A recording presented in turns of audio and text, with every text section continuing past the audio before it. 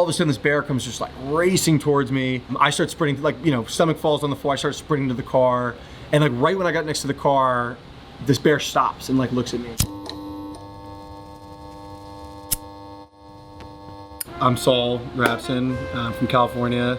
I'm a photographer, shoot mostly street. We are at Lucy's in the East Village, Avenue A. A couple of my friends were bartenders here. Like that spring of 2020, we were here every single day shooting pool, a couple of friends of mine. Yeah, grew up in Oakland, California, like, you know, not what it is today. It's been super gentrified. When I was like sidelined from like a season of sports, I would do like something artistic. I'm still like peeling back these layers, but like my dad had a very big photography business. Not very big, but he was a DJ, a surfer. He would literally like go out, surf, shoot photos of his friends surfing, like run to the drugstore, he actually had a dark room in his bathroom.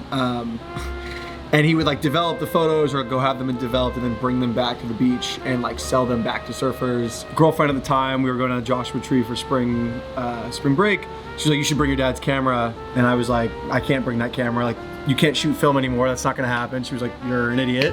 So I brought the camera down to Joshua Tree and we like fully went down there tripping and I like had kind of started taking some photos. I remember like vividly like being like no shirt, no shoes, like out deep and like way off the beaten path, no people around.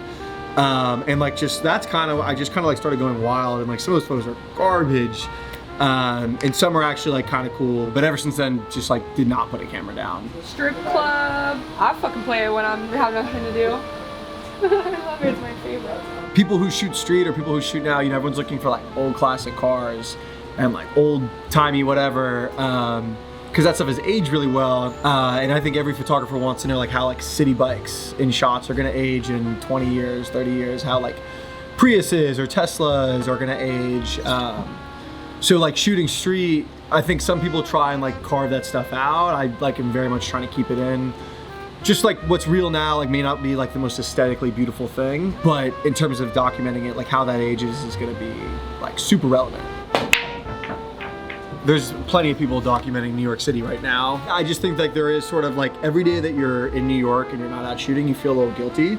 And so like if you know that Bryant Park today is just popping off and you're at home, you know, hungover on the couch or out doing something with your friends or whatever, you almost feel like guilty for not being out. And so like pandemic hit, went home like everybody else and was like, this is not what I want to do for the next however long. So I hit up the student SF, rented this van, was supposed to go out for a month.